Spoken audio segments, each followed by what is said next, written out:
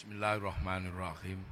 Bismillah, alhamdulillah, wassalatu wassalamu ala rasulillah Sayyidina Muhammad ibn Abdillah wa ala alihi wa ashabihi wa azwajihi wa dhurriyyatihi wa ahli baitihi wa man tabi'ahum bi ihsanin ila yaumil qiyamah.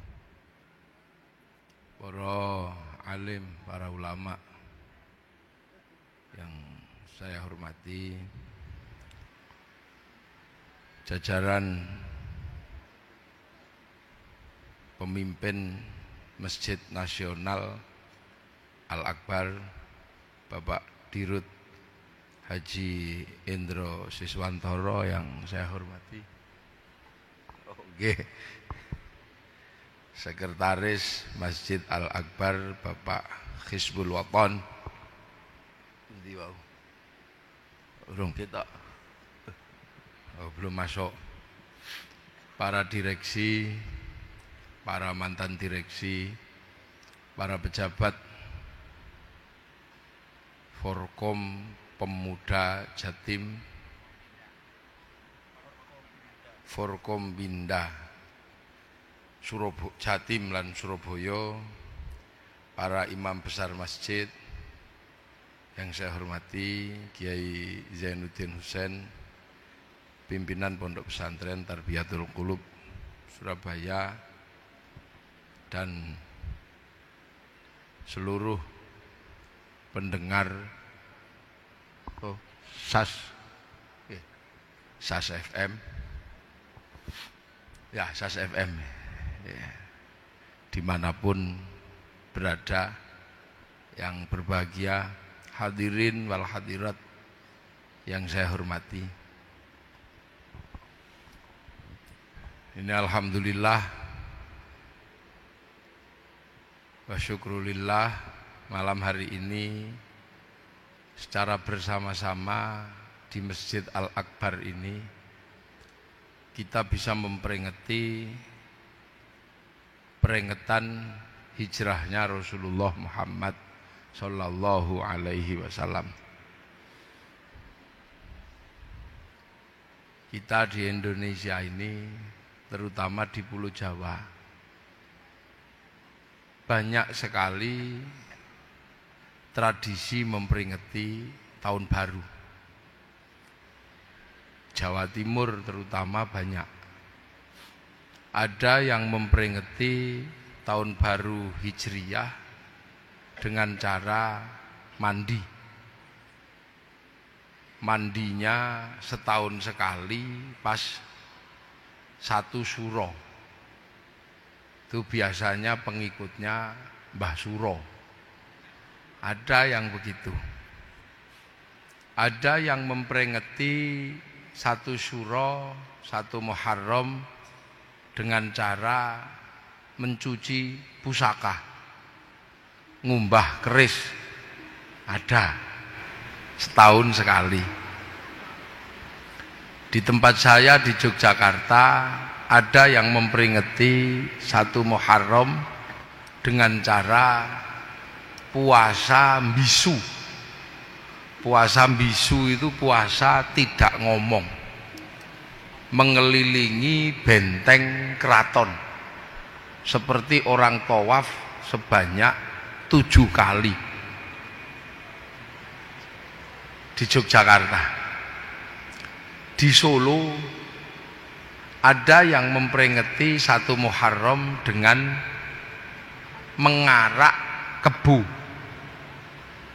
yang dikenal dengan nama Kebu Kiai Slamet. Keliling benteng lah, nanti kalau kebunya itu neletong, ngerti neletong? Kebunya itu kalau neletong itu nanti dibikin royoan. Loh, ojo guyunya. Nanti kebu taeknya itu, teletongnya itu bikin royoan. Yang belum punya suami, pengen punya suami, tabarukan teletong kebu. Yang jual mobil nggak laku-laku, tabarukan teletong ke kebu. Nanti kalau kebunnya sudah mulai jengking gitu, udah itu sudah ancang-ancang kayak orang mau lari itu, kayak orang maraton lari udah. Nanti kalau begitu telepok itu udah royoan. Nanti ada yang kebagian segegem, ada yang kebagian sak dulit tok, ada yang kebagian di tubuhnya karena kecipratan, nanti dikumpulkan terus dibawa pulang. Nah, ini cara-cara yang berbeda. Ada yang pengajian. Di Dubai memperingati 1 Muharram dengan menyalakan petasan di Tower Al Buruj, itu di Dubai. Di Malaysia sama, memperingati dengan lari pagi, lomba. Kalau di sini lari berhadiah umroh dan sepeda, jalan bersolawat. Di Brunei juga sama meriahnya. Di Jeddah keramaian luar biasa menyambut 1 Muharram. Yang tidak ada itu cuma satu, menyambut 1 Muharram. Di mana? Di Saudi Arabia. Kenapa nggak ada? Ya karena di sana sudah ada makam Rasul, ada Ka'bah, ada. Lah di sini Ka'bahnya triplek ya. Nah, ini menandakan bahwa orang yang jauh sangat bersyukur ketika kebagian Islam. Nah, ini jangan kemudian ada yang suka olok-olok ya. Sekarang ada yang suka olok-olok. Peringatan itu enggak ada tuntunannya. Sudah, itu orang yang sudah enggak usah dipikir, wong kita ini negeri yang jauh. Indonesia adalah negeri yang jauh yang pengen memperingati apapun yang dilakukan oleh Rasulullah. Mulai lahirnya kita peringati, Isra Mi'rajnya kita peringati, turunnya Quran kita peringati, hijrahnya kita peringati. Untuk apa?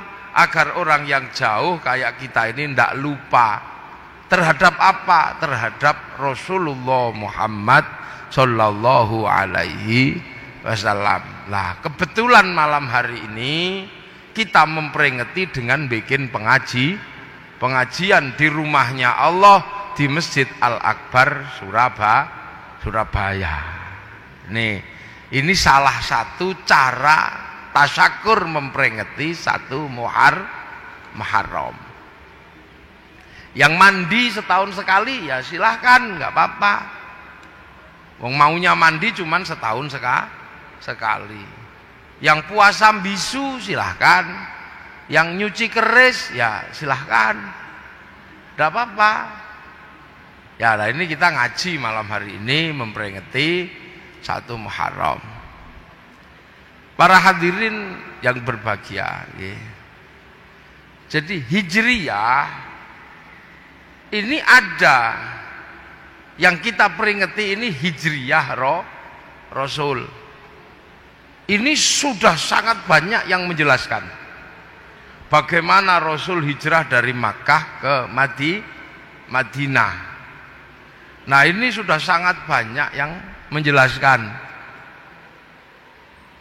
Maka peringatan Hijriyah ini saya ingin menjelaskan, setelah Rasulullah itu hijrah, Islam itu jadi diikuti oleh orang-orang yang hanya ada di sekitar Arab.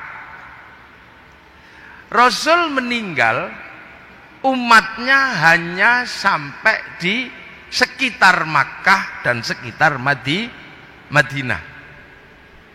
Rasul meninggal, umatnya belum sampai Indonesia. Umat Rasulullah meninggal paling jauh hanya sampai di Ethiopia. Hanya di Ethiopia, kemudian sampai Yaman. Dereng dugi Indonesia, belum sampai sini. Maka cerita tentang Rasulullah hidup belum sampai ke Indonesia, hanya diceritakan di sekitar Makkah, di sekitar Madinah. Bahwa Rasul manusia mulia, punya sifat siddiq, amanah, tabligh, fatonah. Ini hanya seputaran yang menikmati seputaran orang Makkah, orang Madinah. Orang Indonesia belum menikmati nikmat iman. Makanya kalau kita berbicara hijriyah, saya lebih ingin menjelaskan bagaimana proses hijrahnya Islam dari Arab sampai ke Indonesia. Ini ya, karena sekarang yang banyak salah paham itu terkait hijrahnya Islam ke Indonesia. Ini yang banyak salah paham. Sehingga akhir-akhir ini khilafiyah malah banyak terjadi di kalangan kaum muslimin. Islam ini memang dicipta oleh Allah menjadi rahmatan lil alamin. Seluruhnya dicipta untuk mendapatkan nikmat iman. Lah kita ini ya termasuk orang yang sangat jauh dari Rasulullah. Kalau kita melihat Rasul itu di sekitar Makkah dan di sekitar Madinah, kalau sampean haji ya, kita datang ke Mesir. Setelah Mesir masuk ke Afrika. Afrika itu negeri yang tidak jauh dari Arab, hanya ngelompati Mesir. Itu tidak kebagian agamanya Allah Subhanahu wa ta'ala. Eropa ini hanya ngelewati negara namanya Maroko. Dari Maroko ngelewati kampung namanya Casablanca, terus Tangier. Ini juga nggak kebagian agamanya Allah Subhanahu wa ta'ala. Lah kita ini di Indonesia yang sudah sangat jauh, kita masih kebagian agamanya Allah Subhanahu wa ta'ala. Kita ini jauh, naik pesawat sudah 9 jam, 10 jam. Ini negeri yang sangat jauh, negeri yang mungkin tidak ada dalam kamusnya para sahabat. Sebutannya apa? Negeri Rasulullah itu disebut negeri Arab. Keluar Arab dikit namanya A'robi, mirip orang Arab. Itu sampai di Yaman, sampai di Suriah, itu sebutannya A'robi, sudah mirip orang Arab. Sampai di Persia atau Iran, ini disebut musta'riba, orang yang suka memirip-miripkan diri dengan orang Arab. Sampai di India itu disebut ajam. Ajam itu India, yang masih besar-besar, cantik-cantik, itu disebut ajam. Nah kalau kita ini kira-kira sebutannya apa? Yang sudah kecil-kecil, ireng-ireng, jelek-jelek, rembes-rembes, ini kira-kira sebutannya apa? Itu sudah nggak ada dalam kamus ukuran bahasa. Tapi hari ini orang-orang yang kecil-kecil, jelek-jelek ini, rembes-rembes ini, yang tidak ada kamusnya dalam sebutan Arab, A'robi, Musta'riba, dan Ajam, hari ini Islam Indonesia menunjukkan kekuatannya menjadi Islam terbaik di dunia. Ketika Islam yang ada di Suriah runtuh, ketika Islam yang ada di Afghanistan runtuh, yang ada di Eropa musnah, kekuatan Islam terbesar hari ini ada di Indonesia. Orang haji paling banyak dari Indonesia. Masjid paling banyak di Indonesia. Tempat sholat paling banyak di Indonesia. Orang hafal Quran paling banyak Indonesia. Nah, ini jadi pertanyaan orang. Ketika Islam Suriah mengalami keruntuhan, Afghanistan runtuh, Eropa sudah hilang, yang di sini mencuat tumbuh subur menjadi inspirasi Islam dunia. Lah, semua orang bertanya, apa yang terjadi dengan Islam Indonesia? Akhirnya orang-orang ini datang ke sini pengen tahu ada apa, Islam kok begitu kuat. Begitu nyampe sini, peneliti Islam kaget. Kenapa? Karena seluruh peneliti Islam pasti belajar Islam bermula dari Arab. Begitu keilmuannya mumpuni tentang paham Islam semuanya versi Arab, masuk ke Indonesia bingung. Kenapa? Mencari musola tidak ada, ketemunya langgar. Mencari kalimah Allah, ketemunya pangeran. Sudah paham pangeran Allah, kaget karena ternyata ada manusia namanya pangeran Diponegoro. Kaget lagi. Ini cari Allah pangeran, kaget lagi ada yang nyebut Allah sing ngecet Lombok. Mencari syaikhun ustadun, di sini tidak ketemu, ketemunya kiai. Begitu memahami bahwa kiai adalah pemimpin agama, terus disimpulkan bahwa di Indonesia yang namanya pemimpin agama adalah kiai. Tapi begitu belajar di Indonesia jadi kaget, karena ternyata yang namanya kiai bukan hanya ulama, ada tombak namanya kiai, tombak kiai pleret. Bahkan ada kebun namanya Kiai Selamet. Simbol Islam itu sebagian besar adalah jubah. Begitu masuk ke sini, ketemunya orang tidak berjubah. Jubahnya dipotong, yang bawah jadi sarung, yang atas jadi baju takwa. Kalau masih kainnya sisa jadi serban. Lah, dari sana bahwa memahami kalau Islam itu pasti punya jenggot. Begitu sampai di sini bingung, kok rata-rata tidak ada jenggotnya. Mereka seolah-olah menyimpulkan bahwa Islam itu celananya cingkrang. Begitu masuk ke sini, cari yang cingkrang tidak ada. Lah ini maka banyak sekali akhir-akhir ini orang salah paham dengan Islam Indonesia. Sehingga ketika salah paham dia tidak mau belajar lebih dalam, karena mereka sudah punya ilmu, sehingga ilmunya untuk menganalisis Islam Indonesia. Lah akhirnya tidak nyambung. Akhirnya ketemu kulitnya Islam Indonesia. Tapi coba nanti kalau sudah belajar dengan sangat dalam, mereka akan tahu. Apalagi kalau belajarnya ke Surabaya. Karena biang keroknya Islam itu awalnya dari Surabaya.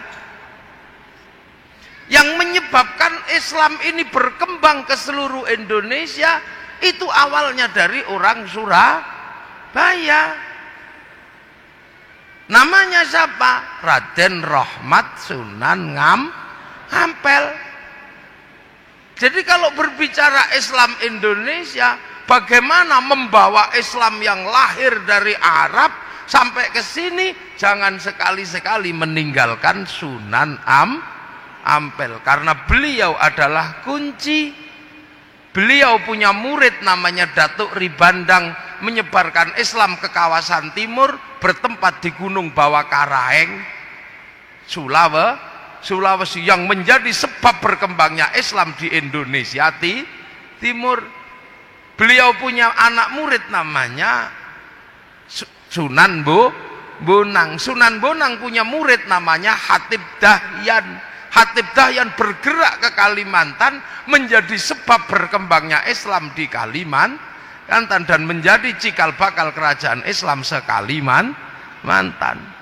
Sunan Ampel punya murid namanya siapa? Namanya Arya Dilah. Arya Dilah atau Raden Husein bergerak ke Semenanjung Sumatera, menjadi sebab berdirinya kerajaan-kerajaan Islam di Sumatera.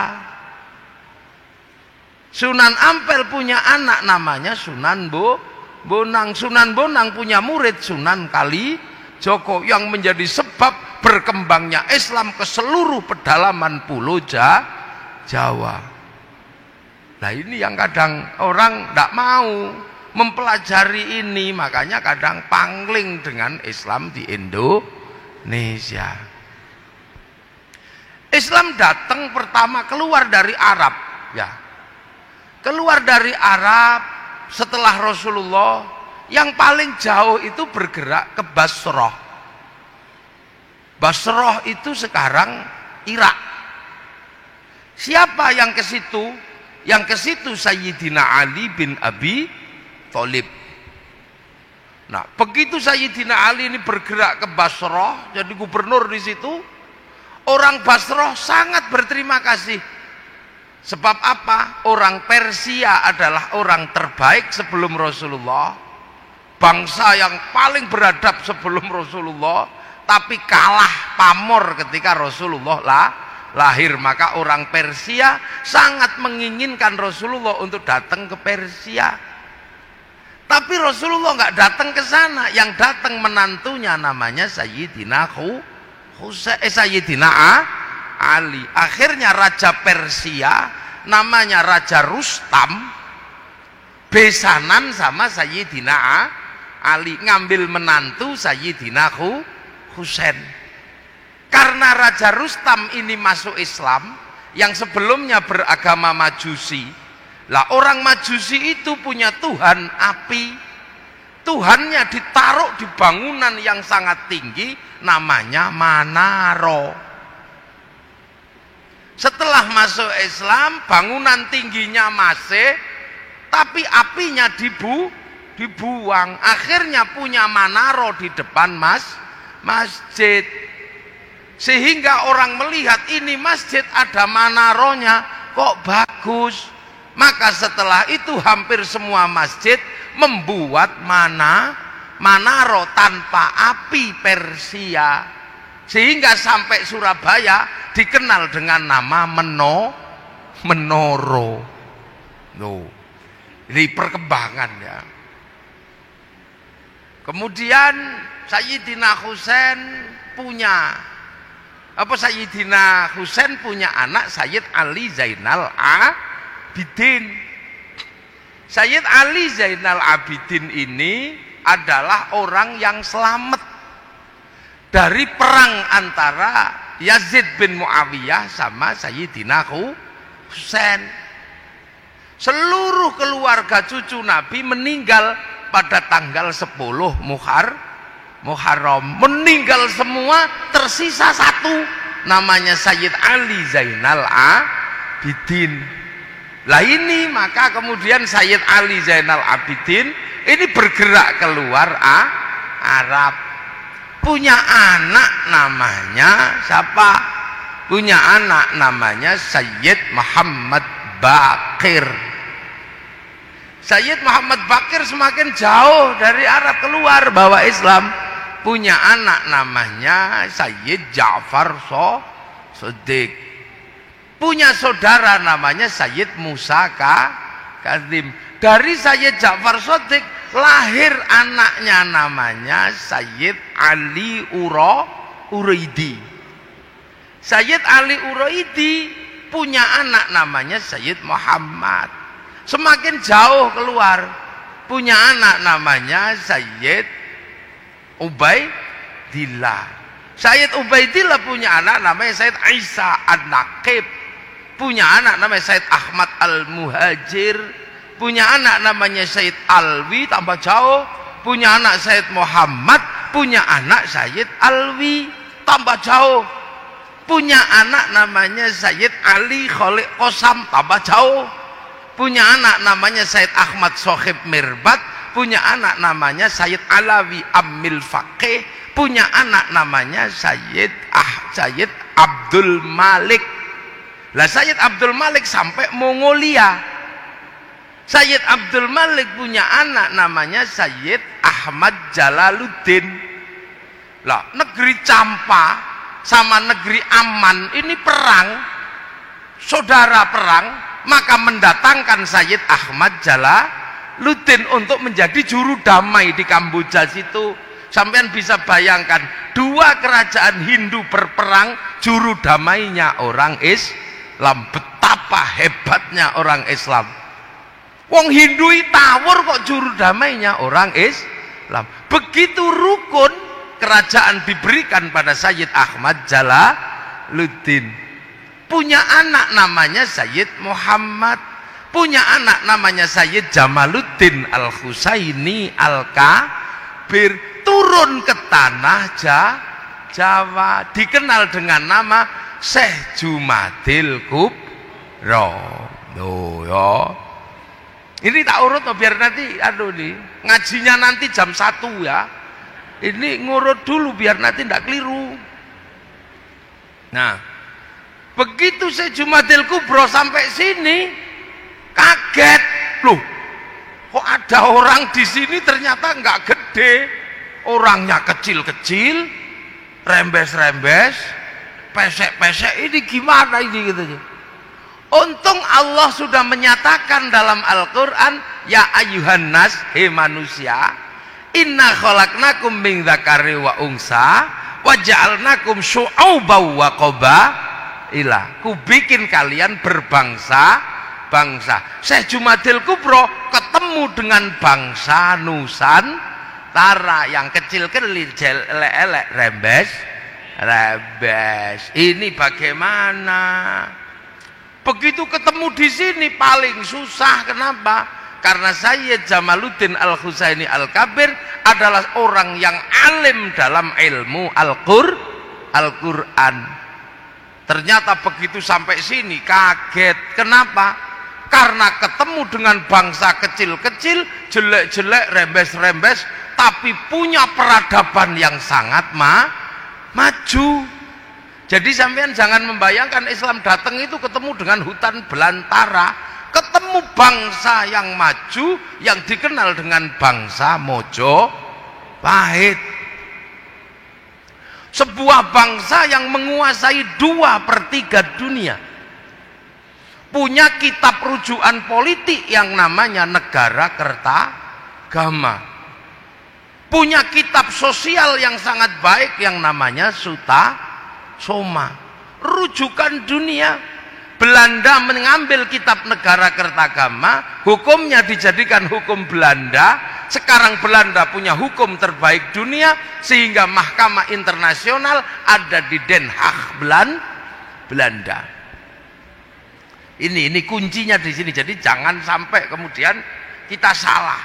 Jadi Islam datang, Syekh Jumadil Kubro ketemu dengan bangsa yang sangat maju, menaklukkan bangsa-bangsa dunia. Sebelum Majapahit, Mongolia sudah dikalahkan di tanah Nusantara. Padahal Mongolia adalah negara terkuat di dunia, penakluk Eropa, penakluk Arab.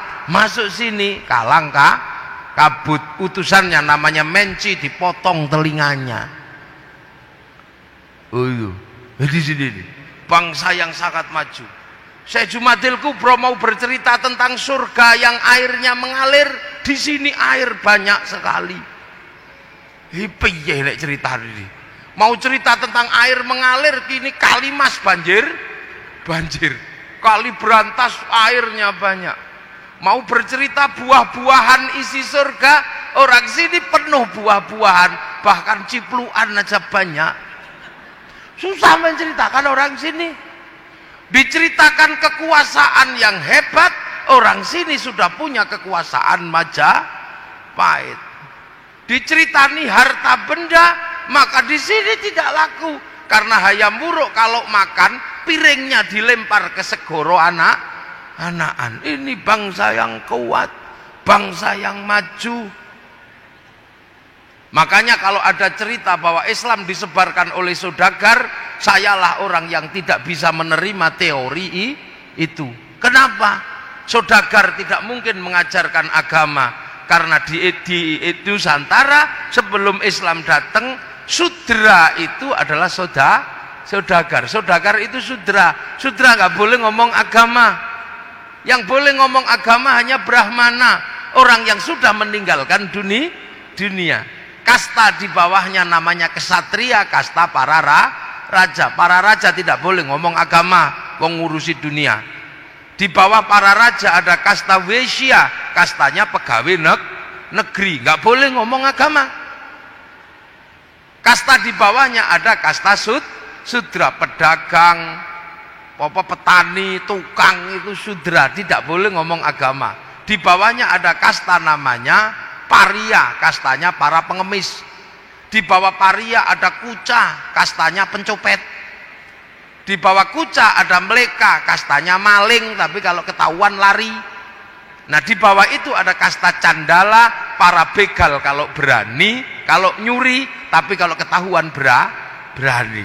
Maka kasta sudra tidak mungkin boleh menyebarkan agama. Maka disitulah kuncinya bahwa Syekh Jumadil Kubro punya pemahaman yang sangat jauh.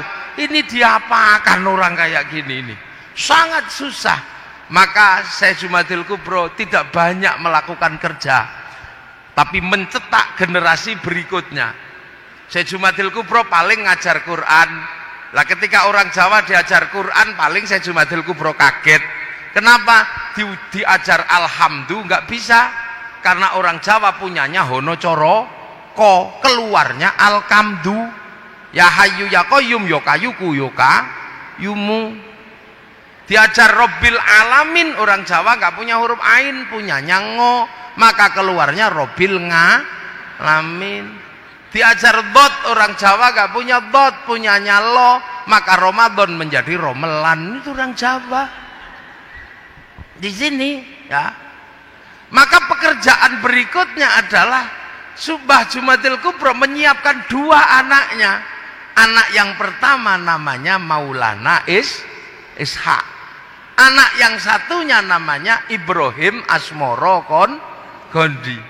Disiapkan ini dua. Bagaimana membangun Islam di Indonesia.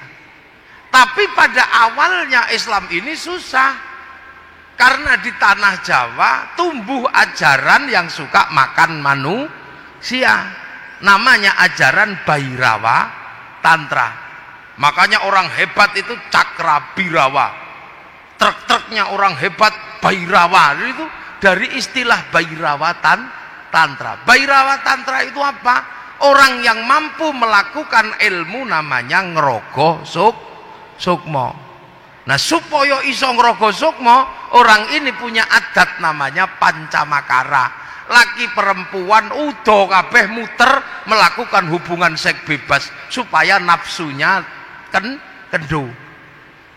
Supaya pikirannya tenang minumnya arak, supaya perutnya nggak keracak kerucuk makan tumpeng, supaya nanti sukmanya keluar tubuhnya nggak bergerak makan daging manusia. Maka di Jawa tumbuh Sumanto. Setelah itu di sini lahir orang-orang yang mampu ngerogoh sukmo. Sukmone pergi diajak nyuri namanya ngepet. Sukmanya pergi jak bunuh orang namanya santet. Sukmanya pergi jak mencintai perempuan namanya pelet. Di Jawa tumbuh santet, pelet, ngepet. Beberapa kiai mati dimakan sama orang ini untuk upacara. Tempat upacaranya namanya kesetra. Maka setiap daerah kalau ada namanya setro, itu adalah dulu pusat persembahan Bhairawa Tantra. Yang saya tahu di Gresik ada 3. Nah, ini yang kemudian menghasilkan cerita. Beberapa kiai dimakan, akhirnya didatangkan kiai yang nggak bisa dimakan. namanya Sayyid Samsuddin Al-Baqir Al-Farsi. Ilat Jawa susah nyebut Sayyid Samsuddin Al-Baqir Al-Farsi, maka di Jawa dikenal dengan nama Syekh Subakir. Dikejar-kejar sama Syekh Subakir, lari. Sebagian lari ke barat, sebagian lari ke timur. Yang lari ke timur naik ke Gunung Kawi Malang, lari ke Alas Purwo Banyuwangi. Lah di Alas Purwo dipimpin pemimpin Bhairawa namanya Menak Sembuyu Bajul Sengoro. Syekh Subakir sudah sepuh, maka muridnya namanya Mbak Ishak putra Mbah Jumadil Kubro ngejar ke Banyuwangi. Akhirnya Menak Sembuyu menyerah, anaknya yang perempuan dikasihkan sama Mbak Maulana Ishak. Pernikahan itu melahirkan Raden Ainul Yakin Sunan Giri, makamnya Gresik. Ya, lah sebagian lari ke Kediri, berpusat di Patung Totok Kerot daerah Pagu Pamenang. Lah ini akhirnya dikejar sama Sunan Bonang putra Sunan Ngampel, cucu Babrohim Asmoro Kondi, putranya Syekh Jumadil Kubro.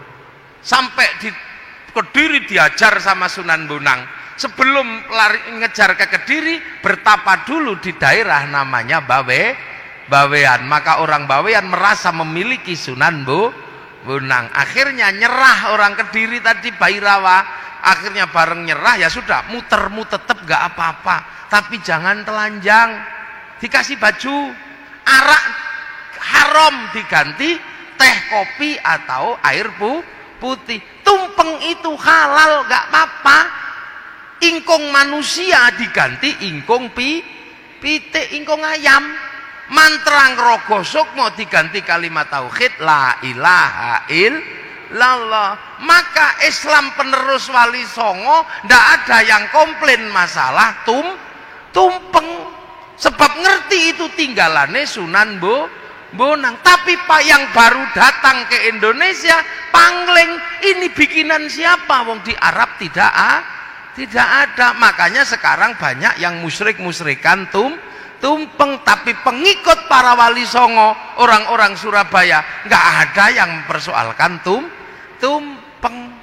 Lila ya, mulai nyantol ya. Nah kok sithik ini ngajinya nanti jam 1 ini ya. Nah, pekerjaan berikutnya Mbah Ibrahim Asmoro Kondi masih berbicara tentang iki gimana ini. Akhirnya yang baru paham adalah Sunan Ampel. Ini baru mulai paham bagaimana mengislamkan orang Jawa. Mulai paham karena sudah generasi ketiga lah ini Sunan Ampel. Ini kalau saya langsung bilang Allah pasti ribut. Ini kalau saya bilang ini pasti ribut. Akhirnya apa? Sunan Ngampel yang pertama dilakukan adalah mencari takbir di dalam Al-Quran. Nah ini takbirnya di dalam Al-Quran. Gimana cara nanem Islam di sini ini?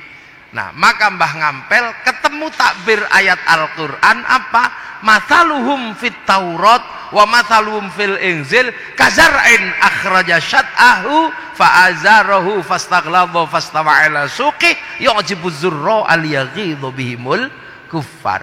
Islam itu sudah digambarkan di Taurat dan Injil seperti tanaman. Kazar'in akhraja syat'ahu kang metu napa nggih?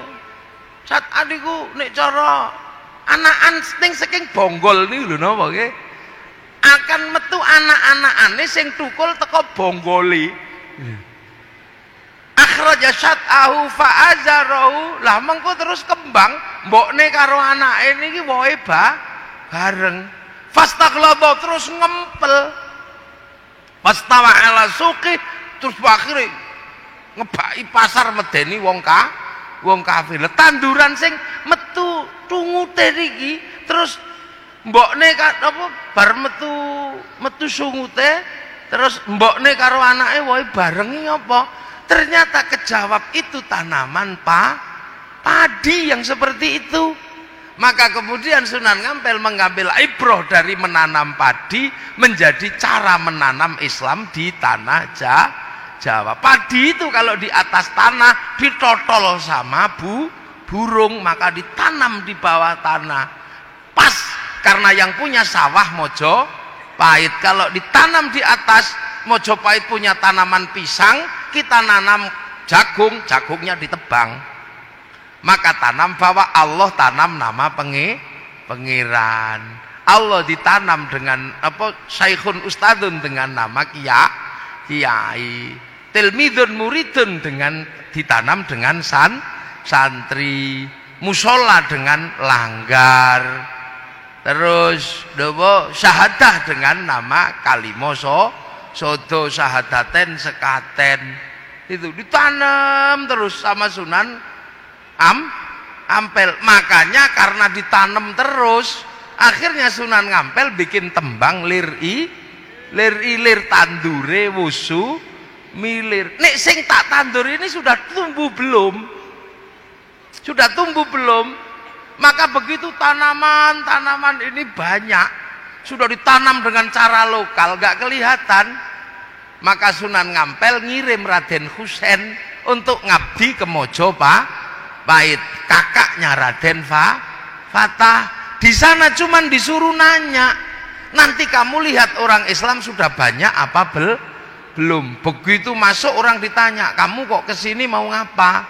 Saya mau ngabdi. Lah tandurmu sing mbok tinggal bagaimana? Tandur kula pun ijo royo. Oh iki Islam, taruh benteng sebelah kanan. Kalau yang nggak Islam ditanya, tandurmu gimana? Wong tandurku entek di badok pereng. Oh iki ora Islam kiwa. Mbok blimbing, ya blimbinge ora iso tak penek sebab lunyu. Oh iki Islam gele benteng tengen. Nek ra Islam tanang blimbingmu piye? Wis entek di badok codot. Oh ndak Islam. Begitu benteng kiri, benteng kanan sudah banyak, dikabarkan kepada Sunan Ngampel sudah banyak. Ketika dikabarkan sudah banyak yang tidak sabar, pengen secepatnya ngantem Mojopahit. Akhirnya tumbuh orang yang sangat keras, pengen secepatnya menghancurkan Mojopahit karena ada kabar sudah banyak di benteng kanan, benteng kiri. Lahirlah pasukan jihad pertama di dalam Islam di tanah Jawa, dipimpin Mbak Usman Sunan Ngudung. Mbak Usman Sunan Ngudung, bapaknya Sunan Kudus, dibantu Mbak Abdul Qadir Sini Tankimhan, langsung nyerbu Mojopahit. Tapi Mojopahit masih sangat kuat, sehingga pasukan pertama tumpes di tangan Majapahit. Seluruh kuburannya sekarang bisa kita ziarahi di Troloyo, Trowulan, Mojokerto, namanya kuburan Srengenge. Jadi itu kuburan FPI pertama atau Laskar Jihad pertama di situ. Akhirnya ndak bisa, ini harus tetap dengan cara yang halus. Maka akhirnya cara kebudayaan ditempuh bukan dengan kekerasan karena mati. Akhirnya ngajarkan pengen jadi orang baik. Iya, kalau pengen jadi orang baik jangan lupa jempol. Jempol itu apa maknanya? Baiknya jempol gak sempurna kalau gak ada jentik. Maknanya jentik, jangan otak-atik punya orang lain, ojo otak-atik barange liyan, ojo nyolongan. Enggak didalili asyariku wasyarikatu faktau aidiyauma. Hadisnya lau anna Fatimah binti Syaraqat laqattu yada. Enggak cuman ojo otak-atik barange liyan, iki tak jenengke jentik soalnya gue nginjen silite pitik ngono dong. Iki jari manis dadi wong sing manis ning aja manis-manis rai, aja dadi penjilat. Iki penunggul dadi wong sing unggul tapi aja sombong. Iki penuduh nek iso nuduhke wong sira dadi jempol. Tapi karepe nek wis jempol kabeh kudu dimusnahkan. Seluruh yang jelek harus dimusnahkan. Mula digekke lagu jentik penunggul patenono aja di dulur tuwa malati. Jadi walaupun sudah menang jangan semena-mena. Nek ada manten baru depan rumah suruh ngasih cengkir, gedang, tebu. Aku wis kenceng pikirku, mantenku wis tak geget-geget, wis tak gadang-gadang, aku wis mantep gek ndang mlebu. Begitu. Kalau bikin rumah suruh bikin kasih pisang di atas wuwungan. Supaya apa? Supaya nek tukangnya lapar ndak naik turun cari makanan. Saya golek lho itu cara-cara. Yang paling susah adalah mengajarkan bagaimana orang itu meninggal. Kalau ajaran Hindu meninggal adalah reinkarnasi, lah kalau Islam inna lillahi wa inna ilaihi raji'un. Maka Sunan Ngampel buat inna lillahi wa inna ilaihi raji'un menjadi bahasa Jawa. Urip ojo lali sangkan paraning dumadi. Supaya ora lali sangkan paraning dumadi, gek tembang maca pat. Ya, napa maca pat? Wong urip kudu iso maca barang papat. Barang papat niku napa? Kancane nyawa sing medhun teng alam donya. Sebelah kiwa kancane nyawa iblis loro nyasarno, sebelah tengen malaikat loro gandoli. Jin korin kali hafadha karo Sunan Ngampel dikasih nama dulur papat limo pancar. Lho ini pembelajaran yang sangat rumit pada zaman Wali Songo. Mula pancer niku nek butuh apa-apa iso nganggo tengen, nganggo kiwa. Pancer pengen istri cantik pakai jalur kanan baca ya Rahmanu ya Rahim, I love you. Pakai jalur kiri bacanya Sunamata Kaji ajiku jarku wata illa bila. Pakai jalur kiri Sunamata Kaji ajiku Bandung Bondo Woso. Pengen kaya jalur kanan sholat duha ya Fattahu ya Razak. Kalau pakai jalur kiri bawa ayam cemani naik gunung Kawi, ya sama-sama kaya. Makanya kiri kanan bisa dipakai. Makanya kiai sama dukun itu sama. Kiai kalau tirakatnya kuat doanya manjur. Dukun yang nggak pernah mandi kalau tirakatnya kuat ya doanya manjur. Sama-sama. Wong pakai jalur yang duanya ada. Makanya orang Surabaya pakai kiai atau dukun sama-sama hebat, sama-sama terang. Cuman terangnya beda. Yang satu terangnya lampu, yang satu terangnya kebakaran rumah omah kobong. Golek pitike ilang nganggo sentolop ya pitike ketemu, nganggo blarak digendel diobong pitike ketemu sentolope utuh blarake entek kok. Kobong ngono to. Lho ini pembelajaran yang ribetnya luar biasa. Maka tembang yang pertama namanya tembang mocopat itu Mas Kumambang, kemambange nyawa medhun alam donya. Setelah Mas Kumambang tembange mijil, menungso mijil lahir lanang lahir wedok. Setelah mijil tembangnya kinanti, kecil-kecil sangoni kanti agama kanti akhlak diajar ngaji. Kalau nggak cepat diajar ngaji kinanti, anak menungso kesusul tembang sinom bakal dadi cah nom wis mulai ndap blek. Apa meneh nek wis bar sinom tembange asmara dono, mulai jatuh cinta ke taman asmara taek kucing rasa coklat. Nek wis bar asmara dono tembange gambuh jumbuh lanang wedok bangun rumah tangga. Kalau setelah itu tembangnya dandang gula dandang pahit gula legi, merasakan manis pahitnya kehidupan. Setelah itu tembangnya durma, mana dharma bakti hidupmu. Kalau mangga itu berbuah bisa jadi makanan burung, bisa menjadi makanan codot, lah buahnya manusia apa? Kalau manusia tidak berdharma bakti, kesusul tembang pangkur. Ngerti-ngerti wis wayahe mungkur sekondo donya, dengkul wis linu, untu wis protol, mripat wis lamur, tato naga wis mengkeret dadi gambar cacing. Sudah nang mungkur nang masjid Al-Akbar, walaupun hanya setahun sekali hari ya pokoknya nang mlebu senajan setahun pisan riyaya. Nek ora nang mungkur kesusul tembang megat roh copot rogo sak sukmane, terakhir tembange pucung menungso dipocong sluku-sluku bathok mati. Ini pembelajaran yang sulitnya luar biasa, dan ini hanya ditemukan di tanah Indonesia.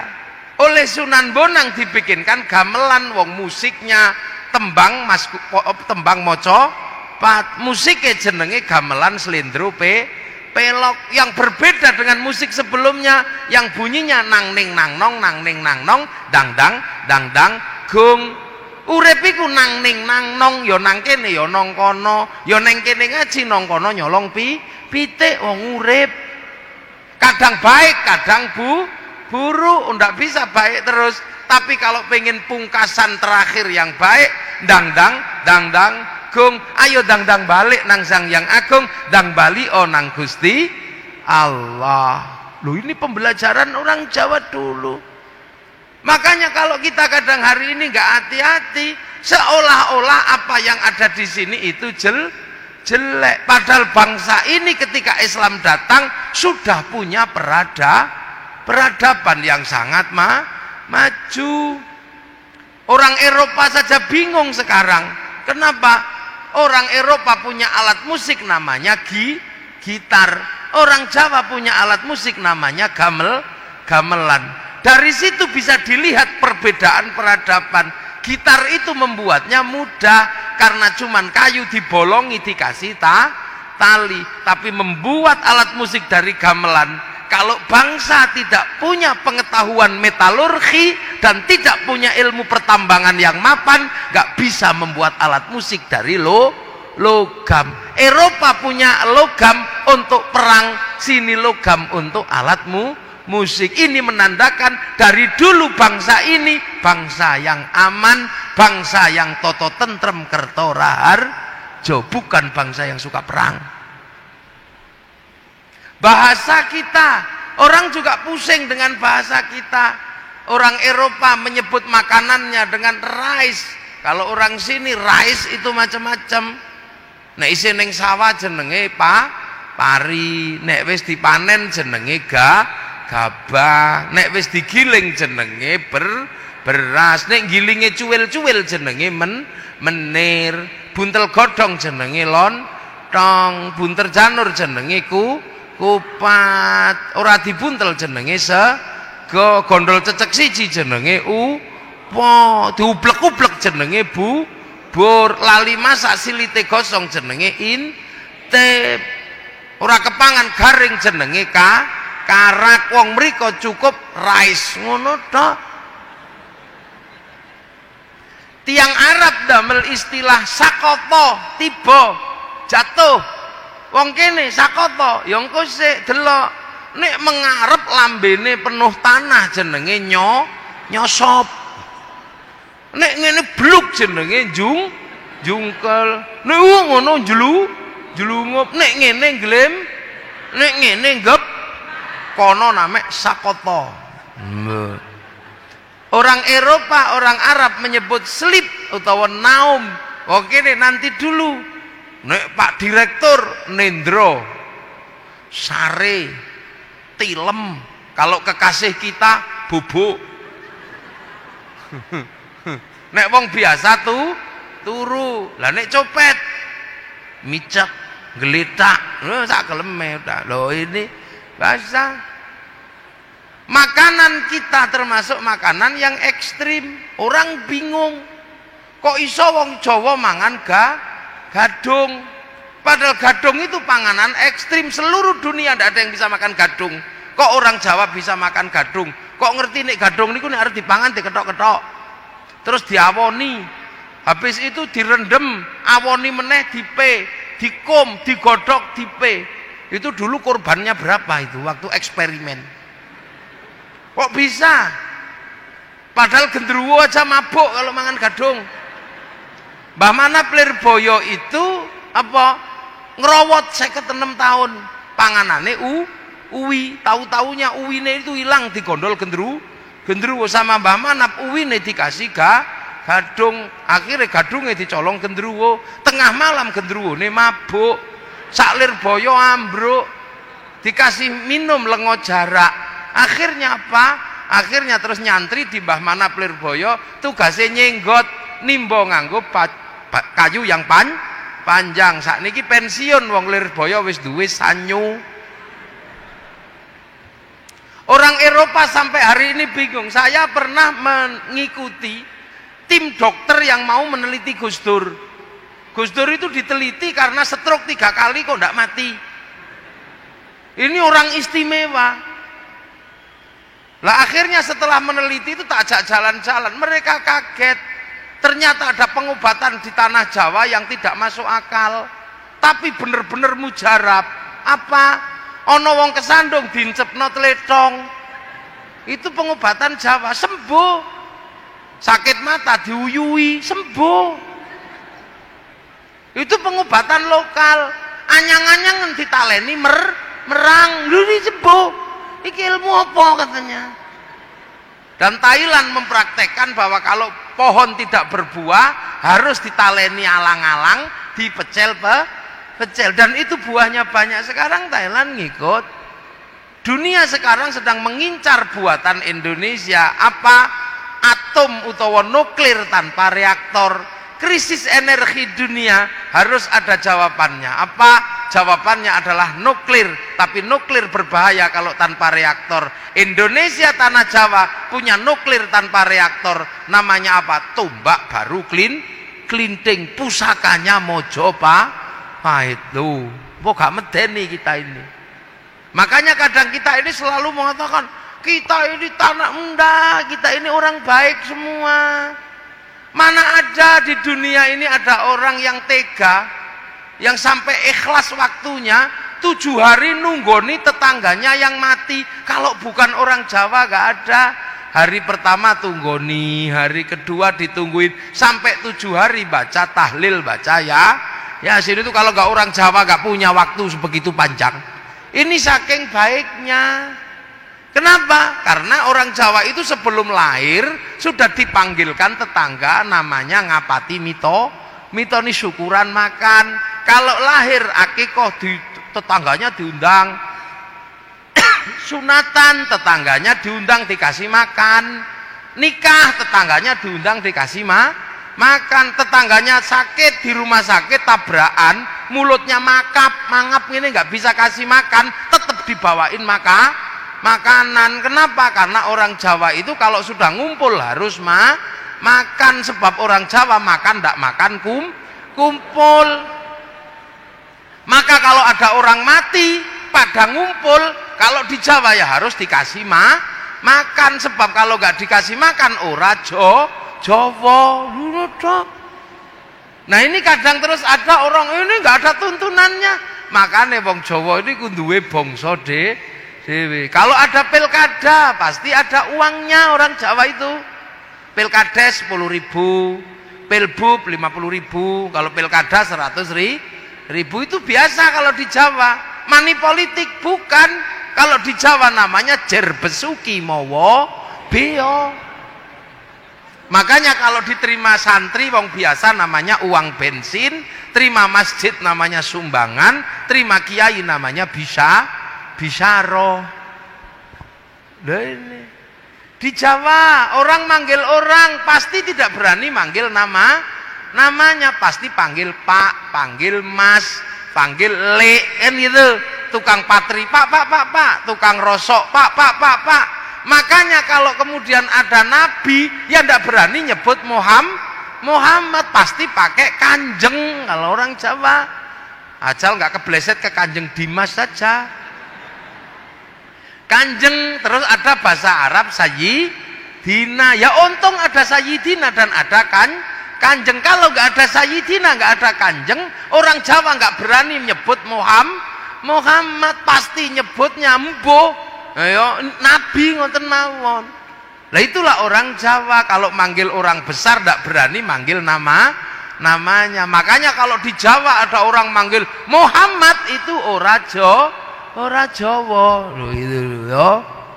Lah ini kadang kita ini punya, terus ngumpul, ada orang mati, bacain Yasin misalnya. Ya orang Jawa nyebutnya Yasinan, bacain tahlil, orang Jawa nyebutnya tahlilan. Bahasa Arab bukan itu bahasa Jawa. Orang Jawa kalau beli katok belum dipakai ya namanya katok. Kalau sudah dipakai namanya katokan.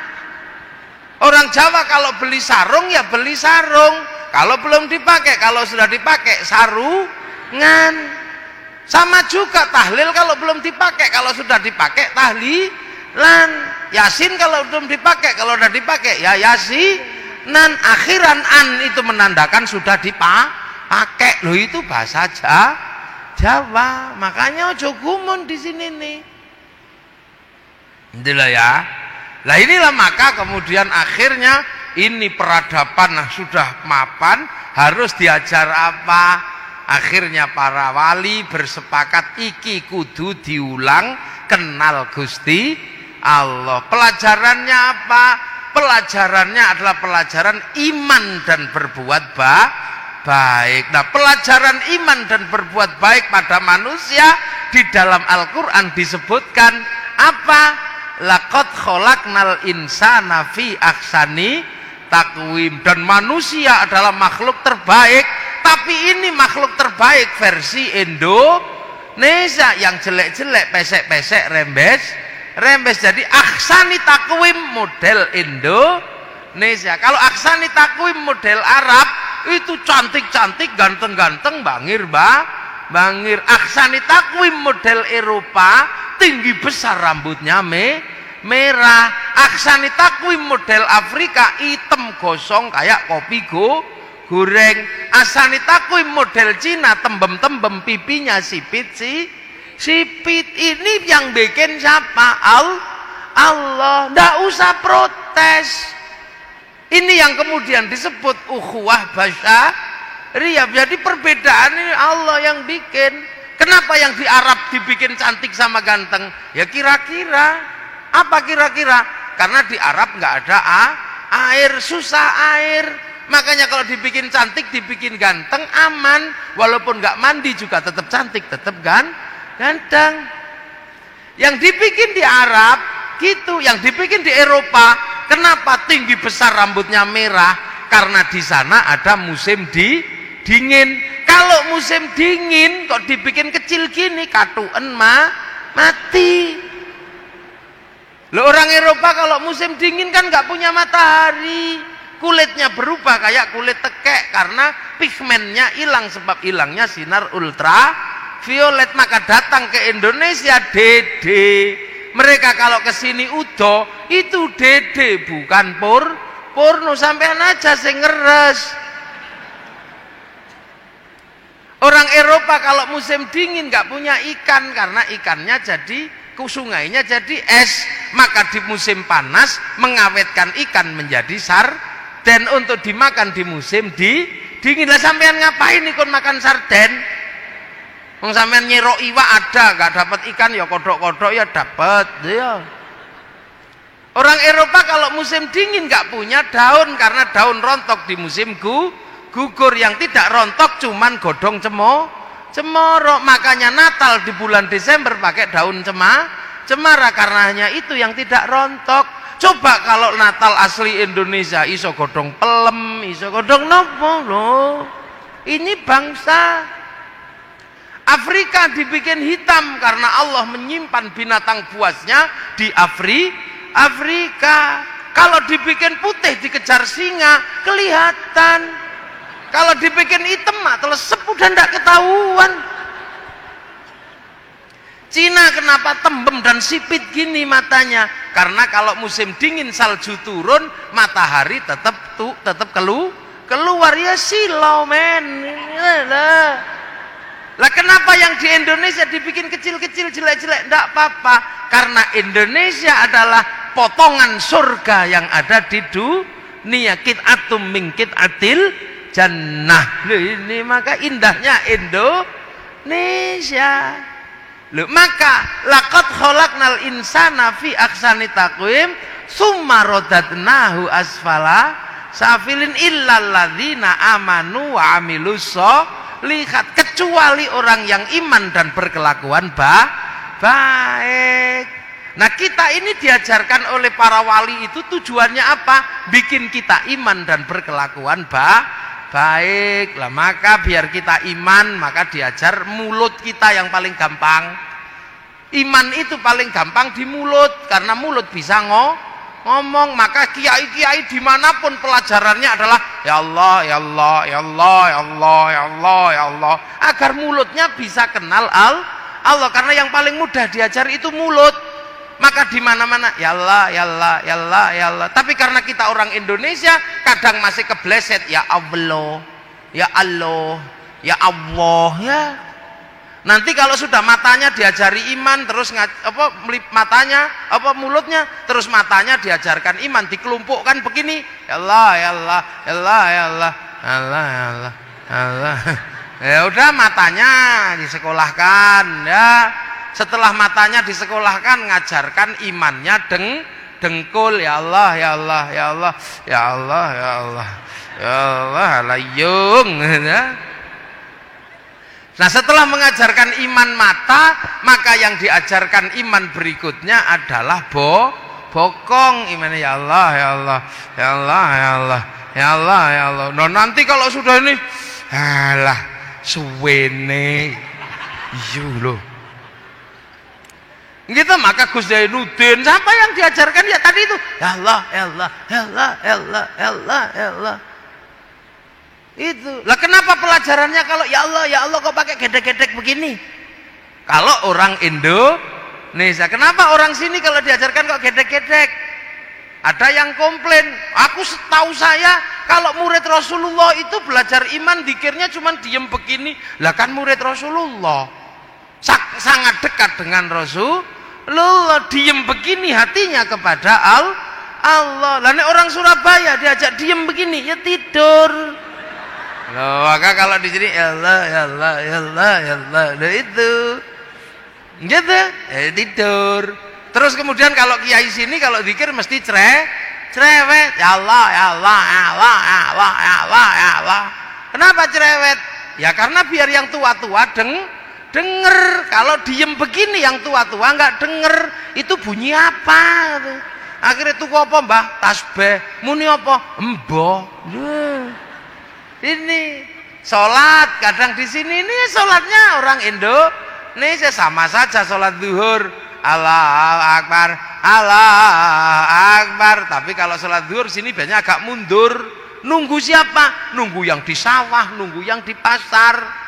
Setelah ditunggu gak datang-datang pujian Robbana ya Robbana, masih gak datang-datang, capek nunggunya. Tombo hati, capek ya nambani hatinya sendiri.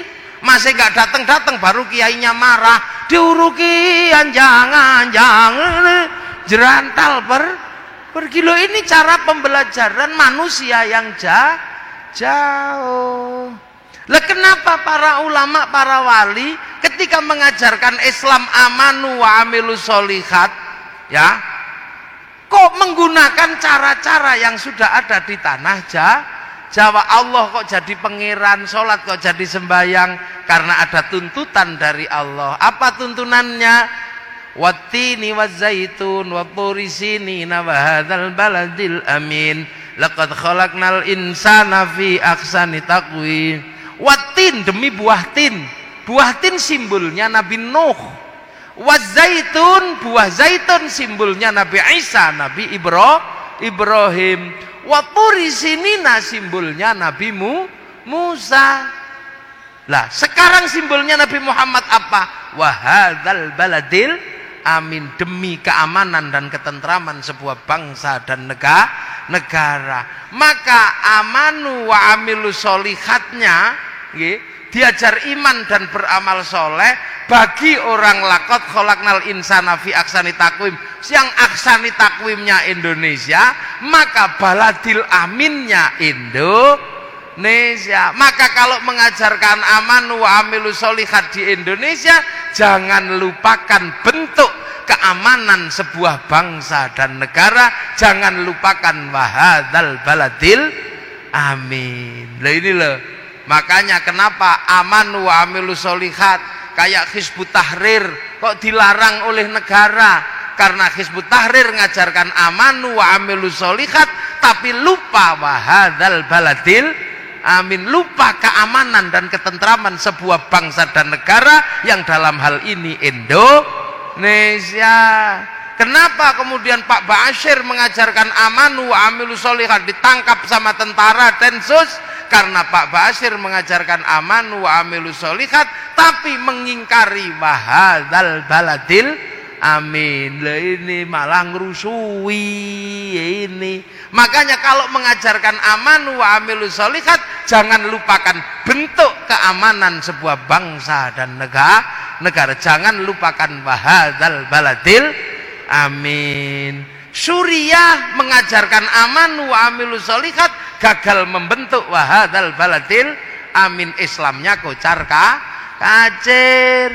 Afghanistan mengajarkan amanu wa amilu sholihat melupakan wahadzal baladil amin. Islamnya kocar kacir. Tapi ulama-ulama Indonesia dari awal mengajarkan amanu wa amilu sholihat sesuai dengan petunjuk wahadzal baladil amin. Majapahit tidak mungkin dikasih nama Allah, Majapahit menjadi pangeran. Maka akhirnya pelajaran ini diterima oleh orang seluruh Indonesia. Datuk Ribandang ke Sulawesi, kemudian Khatib Dayan ke Kalimantan, Aryo Abdillah ke Sumatera. Yang di Jawa dikasih wahadzal baladil aminnya dibentuk Giri, dibentuk Demak, dibentuk Cirebon. Belanda datang semuanya bersatu melawan Belanda. Belanda pergi, kawasannya disebut wilayah.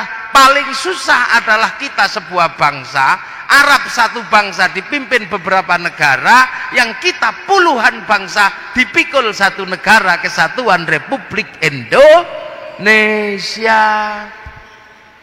Maka tidak mungkin kalau Allah dikasih nama pangeran, maka qul huwallahu ahad dengan diganti dengan ketuhanan yang Maha Esa. Perbedaan semua bangsa bersatu dalam satu negara tidak mungkin menggunakan hamba dan raja, kawulo dan gusti. Maka para wali mengambil istilah Rasulullah, kullukum ra'in wa kullukum mas'ulun an ra'iyati. Dan hanya ulama Indonesia yang mampu mengambil kalimat ra'iyah menjadi rakyat di Indonesia. Satu-satunya orang Islam di dunia yang mampu mengambil kalimat ra'iyah menjadi rakyat hanya ulama Indonesia. Ini cara pelan. Akhirnya apa? Kita jadi. Kenapa? Islam datang tidak mengingkari baladil amin Indonesia. Dan para ulama mampu mengajarkan Islam, mampu membentuk wahadzal baladil amin. Amma ba'du. Nah, ini muqaddimah selesai. Lah ini belum mulai. Saya kan tadi sudah bilang, saya baru mulai muqaddimah dulu. Lu ngaji kalau nggak pakai muqaddimah diterimanya susah nanti. Ini makanya ini saya sampaikan, ini baru amma ba'du, biar nanti jelas, biar kita ini tahu kenapa kemudian para ulama kalau ngajar Islam kok dengan cara-cara ini.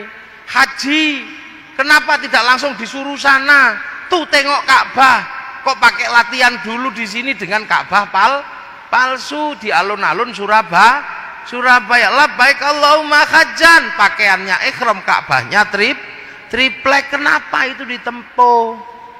Ini semua adalah dalam rangka memasukkan Islam pada sebuah bangsa dan negara yang berbeda dengan bangsa Arab. Rasulullah orang Arab pasti punya jenggot. Orang Indonesia ras Smith, tidak ras Mongoloid, gak punya jenggot. Maka ulama dulu gak ada yang berdebat masalah jenggot di Indonesia. Mau jenggot ya jenggoten, mau ndak ya ndak apa-apa, ndak usah ribut.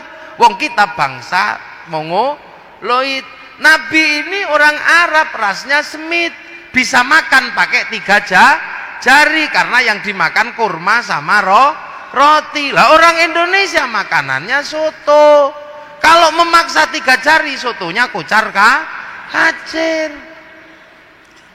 Rasulullah di Arab kurbannya unta. Kalau di sini tidak tumbuh unta, tumbuh wedhus sama sapi, maka kurbannya sapi. Kalau maksa kurban pakai unta ditangkap polisi karena nyuri untanya kebun binatang Surabaya. Loh, dari dulu kan nggak ada ulama berdebat yang begitu. Akhir-akhir ini aja banyak orang yang tidak lagi memahami hakikat Islam yang ada di Indonesia. Nggak kenal. Orang Arab di sana yang perempuan bisa pakai jubah panjang, nutup auratnya pakai jubah. Kalau orang sini nutup auratnya pakai celana. Kenapa? Kalau pakai jubah panjang yang perempuan tidak bisa derep, tidak bisa tandur. Kan mau di tanahnya cemek, tapi tetap tutup aurat. Ya gini. Puasa ya sama aja, cuman kalau puasa di Indonesia pakai mercon malam-malam tukdek. Nah ini kalau tidak dipahami dari awal bahwa inilah cara menanam Islam di negeri yang jauh, kita akan semakin hari semakin ribut, mulai dari tidak mau hormat bendera karena tidak ada tuntunannya, mulai tidak mau makan tumpeng karena tidak ada tuntunannya, mulai tidak mau ziarah kubur karena tidak ada, terus nanti akan setiap hari semakin hari, bahkan kita selalu ada yang mengatakan peringatan Muharram tidak ada karena Rasul tidak memperingati. Lah mulutan tidak ada karena Rasul tidak memperingati mulutan. Orang sholawatan tidak ada tuntunannya karena tuntunan sholawat tidak dilakukan oleh Rasul. Kalau terus begitu Islammu akan jadi seperti Islam yang ada di Suriah. Karena apa? Islam tidak ditanam di bumi yang dimana Islam ada. Tanamlah Islam dengan cara Indonesia. Kazar'in akhraja syat'ahu fa'azarahu fastaghlaba fastawa ala suqih ya'jibu zurra aliyaghidhu bihimul kuffar. Al-Fatihah. Siratal ladzina an'amta 'alaihim ghairil maghdubi 'alaihim waladdallin. Amin. Ihdinas siratal mustaqim. Assalamualaikum warahmatullahi wabarakatuh.